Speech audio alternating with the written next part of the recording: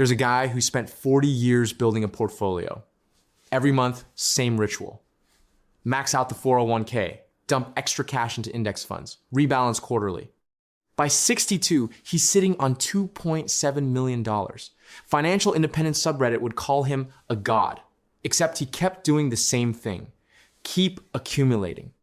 Keep optimizing for growth. Keep treating every dollar like it's still 1995 and he's got $18,000 to his name. 3 years later, his first required minimum distribution hits $70,000 he doesn't need, taxed at rates he never planned for, pushing him into Medicare surcharges he didn't know existed. He just triggered a $150,000 tax bomb over the next decade because nobody told him the game had already changed.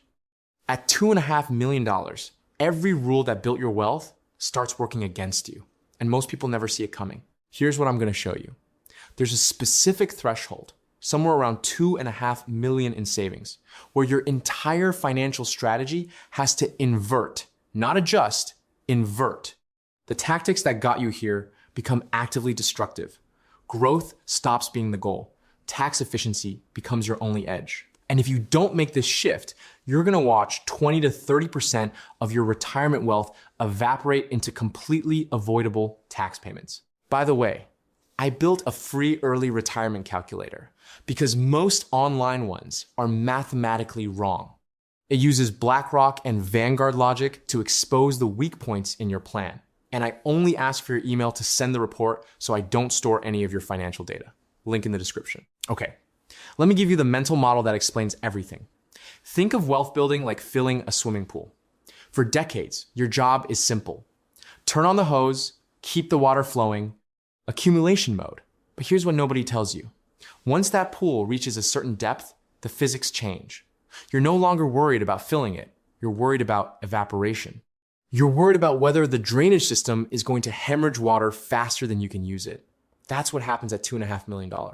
You cross from accumulation physics to optimization physics. Different game, different rules, different skills.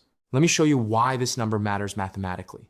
$2.5 million at a 4% withdrawal rate generates $100,000 per year. Before Social Security, for most people, that covers baseline lifestyle spending. You've won the accumulation game, but now you've entered a new arena where your biggest enemy isn't market crashes. It's the tax code. Because once you have enough, the IRS becomes a larger annual expense than your mortgage, your healthcare, your travel, everything. I've seen retirees with $3 million in traditional IRAs paying $70,000 per year in taxes alone. Not because they're spending lavishly, because the government forces them to take distributions they don't want, don't need, and can't avoid. Here's where it gets really interesting. Most people hit this threshold and keep playing the old game. They're still chasing returns.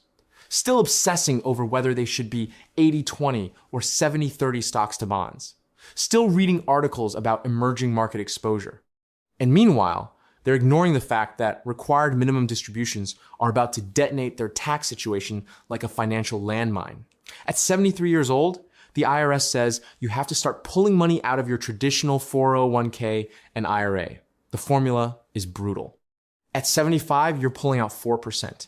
At 80, it's 5%. At 90, it's 8.2%. If you've got $2 million sitting in pre-tax accounts, that's $80,000 of forced income at 75.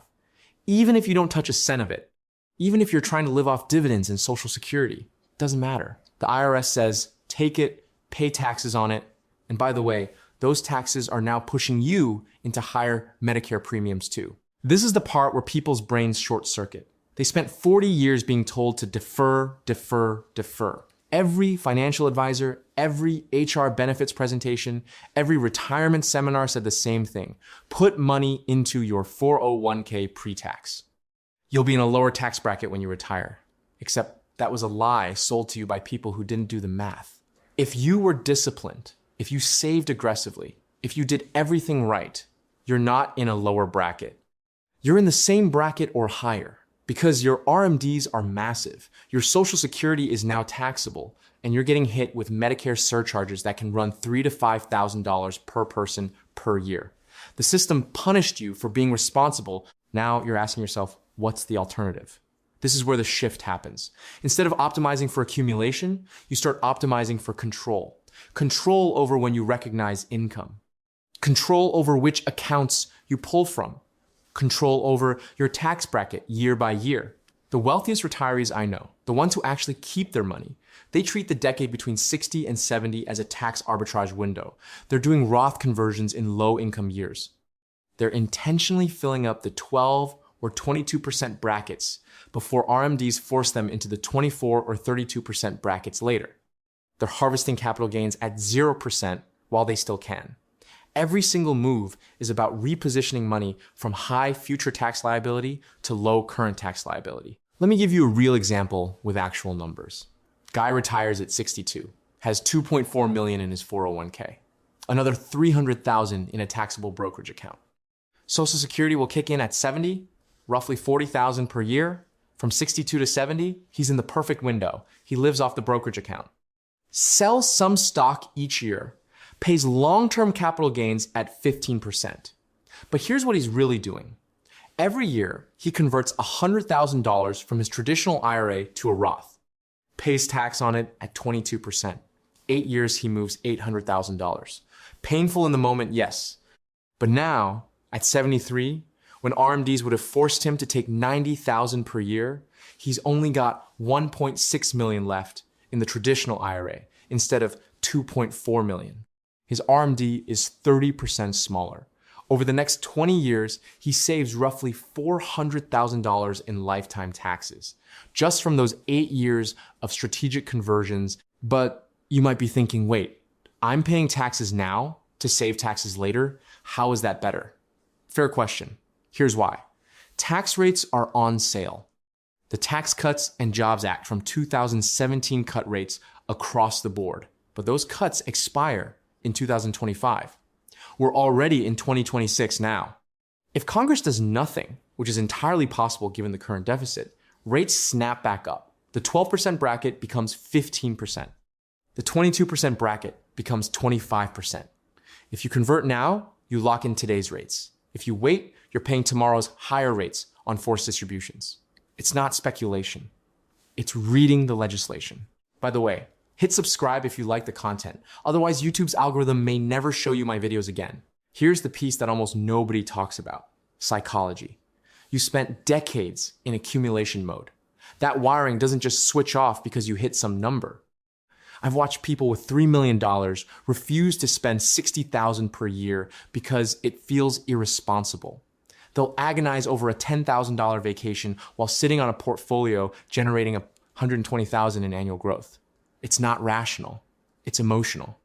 The identity you built was saver, disciplined, deferred gratification. Now you're supposed to flip a switch and become spender? It doesn't work that way. The most common failure mode at this wealth level isn't running out of money. It's dying with $3 million in the bank, having never actually used it, passing it to heirs who didn't earn it and won't appreciate it after the IRS took a 40% cut through estate taxes that could have been avoided. There's this concept I think about a lot. Financial independence doesn't mean anything if you're still emotionally dependent on the accumulation dopamine hit. You've trained yourself for 40 years to feel good when the number goes up. Red days feel bad, green days feel good. That's accumulation mode.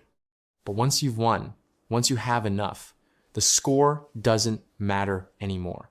The only thing that matters is, can you actually live the life you said you were saving for? Because here's the dark joke. Most people can't. They hit their number, and instead of deploying the wealth, they just keep playing the game. Except now the game is rigged against them by the tax code, and they don't even realize it. Let me tell you about another archetype. Doctor, 67 years old, 4.1 million in retirement accounts, no debt. Pension covers $40,000 per year. Social Security, another $50,000. She needs maybe $90,000 total to live comfortably, but her RMD at 73 is going to be $160,000. She doesn't need $160,000, but she has to take it. It's taxable. It pushes her into the 32% bracket.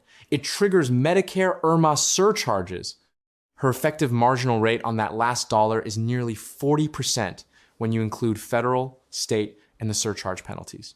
She's giving up $64,000 per year to taxes on money she doesn't even want. And the kicker? She could have avoided most of this by doing Roth conversions in her early 60s when she was in the 22% bracket. Nobody told her. Her advisor was still optimizing for growth. This is where it gets cynical.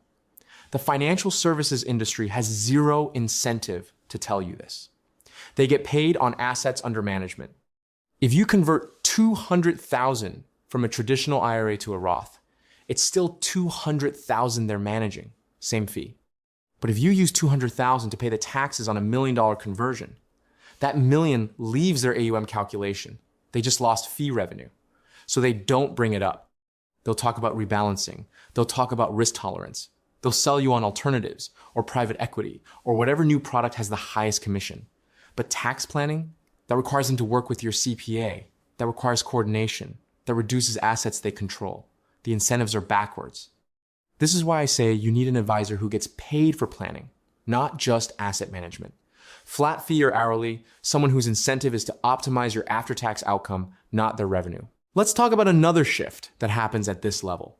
Legacy planning stops being abstract and starts being tactical. When you have $800,000, legacy planning is, I don't know, make sure my spouse can access the accounts if I die. But at $2.5 million, $3 million, $4 million, you're actually thinking about multi-generational wealth transfer. You're thinking about trusts. You're thinking about gifting strategies. You're thinking about, do I want my kids to inherit this as a traditional IRA and face the 10-year distribution rule? Or do I want to convert it to Roth now so they inherit it tax-free? These aren't hypothetical questions. These are decisions that change the outcome by hundreds of thousands of dollars. There's this rule that went into effect in 2020 called the Secure Act. It killed the stretch IRA.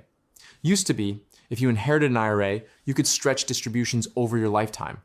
If you inherited it at 40, you could take tiny required distributions for 40 more years, letting the account grow tax deferred.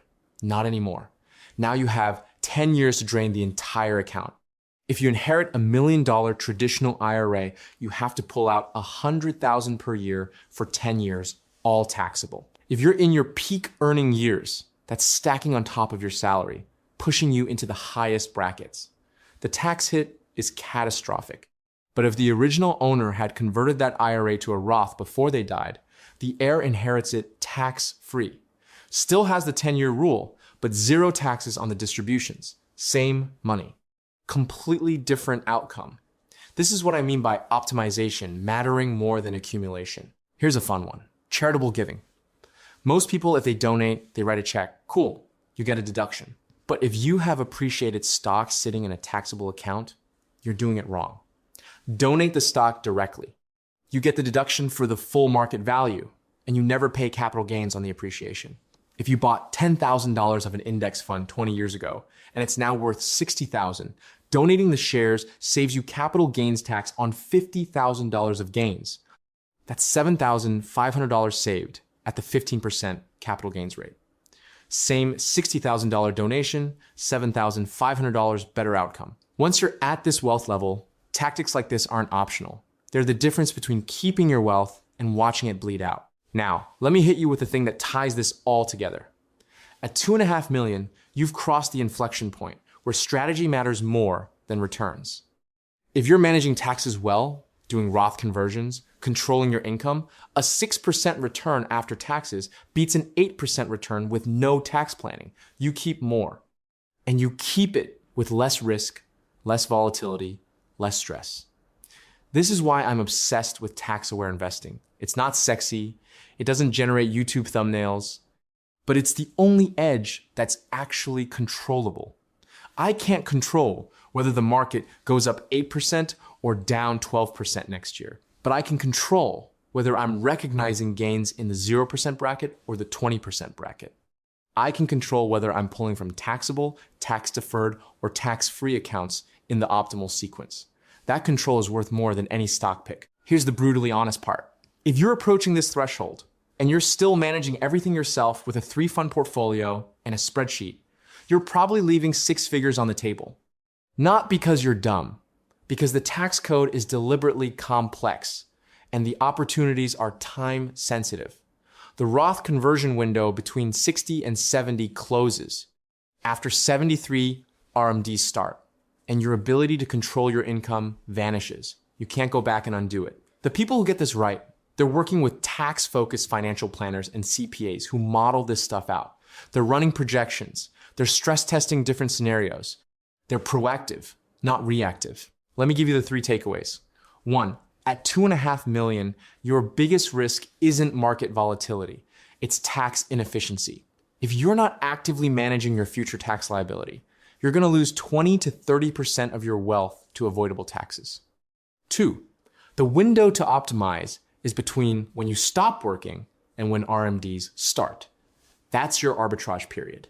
Use it. Roth conversions, capital gains harvesting, income smoothing. Every year you waste is a year you can't get back. 3, you need to rewire your psychology. You're no longer playing the accumulation game. You've won that game. Now you're playing the optimization and deployment game. If you can't make that mental shift, all the technical strategies in the world won't matter because you'll never actually use the wealth you built. Look, here's the truth. Lazy investing built more fortune than crypto memes. But lazy optimization kills wealth just as fast as accumulation built it. The system is designed to extract maximum tax revenue from people who save responsibly. And if you don't understand the game at this level, you're the mark. The good news? Once you see it, once you understand the levers, it's not that complicated. It's just a different game than the one you've been playing. And the people who win this game, they're not the ones chasing 10% returns. They're the ones who figured out how to keep 8% after taxes while everyone else is giving up 3%.